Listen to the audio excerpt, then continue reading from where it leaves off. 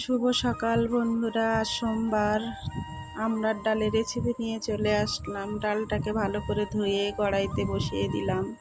ফেনাটাকে ভালো করে তুলে নেব। ডাল সেদ্ধ হয়ে গেলে আমড়া দিয়ে দেব।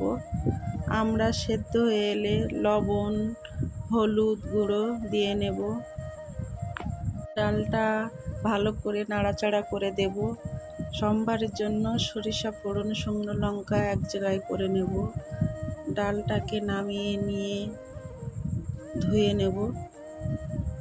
ধুয়ে নেওয়ার পর সোমবারের জন্য বসিয়ে দেব।